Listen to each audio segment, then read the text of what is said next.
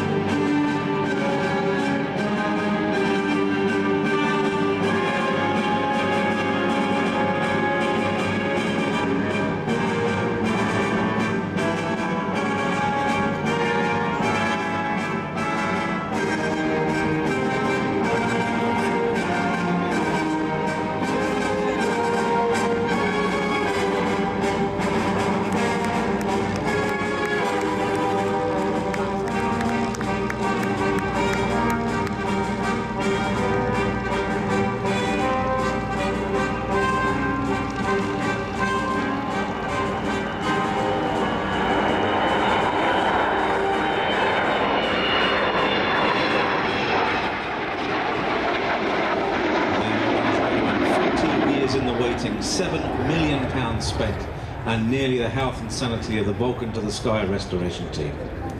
She was designed as a true weapon of mass destruction, and now serves as a stunning achievement and an educational resource for the Cold War period in history. Truly, the people's aircraft.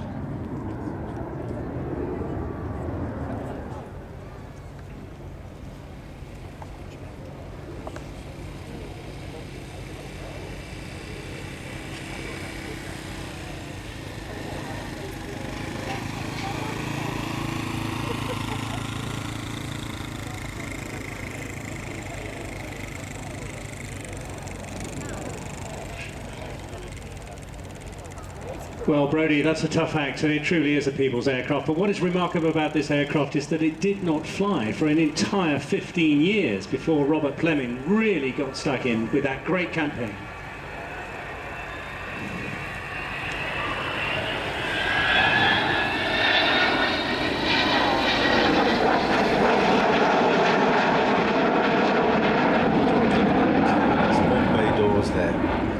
Absolutely extraordinary. I was just so encapsulated by that music, Trevor, that, and I reckon everybody else was with me there.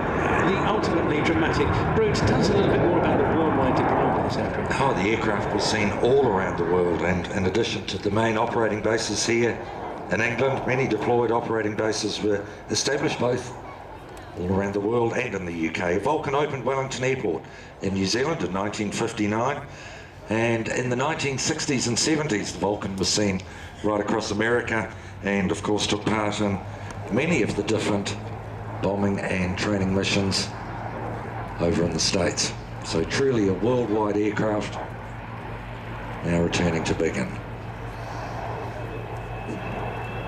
Well, thanks for that, Bruce. I think you're going to take a break now. Very shortly, I'm going to be talking to Andrew Edmondson, who's part of the technical indeed the team, to tell you a little bit more about the aircraft. But today, you will be interested to know who is flying it. And yes, you may well have guessed it, it is Martin Withers at the controls. Today's display pilot, and indeed the very same pilot who took that black butt raid down to Houston.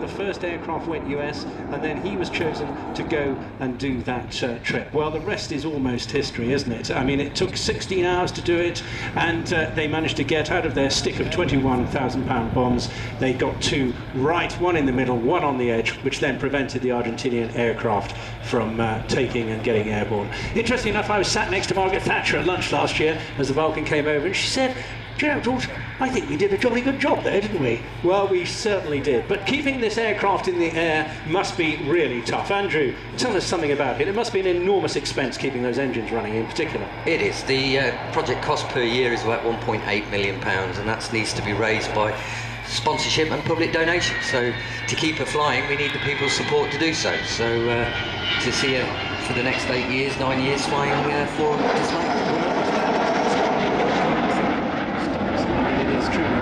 And well done to all of you. I mean, the most magnificent effort to keep it flying and get it through another year as well. I know it's a real challenge.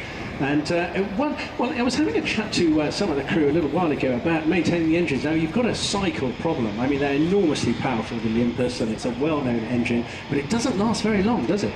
No, the restrictions that have been given and put upon us by the Rolls-Royce are quite restrictive. We can't fly for engine hours now, we have to fly for cycles. So move the throttle from min to max and back to min is one cycle, and I have 1,200 cycles on each engine. So obviously the pilots are being very delicate with the amount of power they're using here today. So what are we about? About sort of 70% power at the moment? We're operating around between about 60 and 65%, and then a lot of you're going to see about 3 high power manoeuvres, high noise, and you're just about to hear one now, which is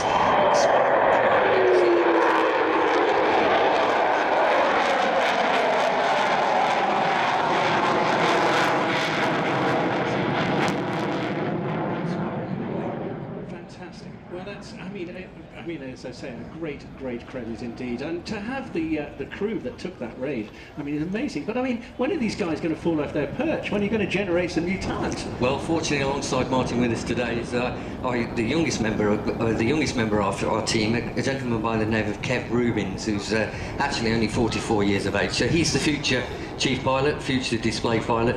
And as we move along, we'll bring more pilots alongside Martin and Kevin, and a new guy to join us this year is Bill Perrins, who flies the Rolls-Royce Spitfire. So we're gradually building the team up. Yeah, now Kev Rubins himself, he's an ex-RAF pilot. He is, Tornado pilot. Yeah, absolutely. So a bit of jet time is absolutely essential. So a bit of time on a Tiger Moth then isn't very helpful to you? Not really, no. Well, that's a real shame. Oh, well, I'll just hang my hat up on that one then. And here we see now this wonderful aircraft departing away into the sun, and in most magnificent shape. What a remarkable motion! I was actually stunned earlier on there as the Vulcan came over the top of the Lancaster to have those 2 memorable Chadwick designs on the runway at Crowd Centre at the same time.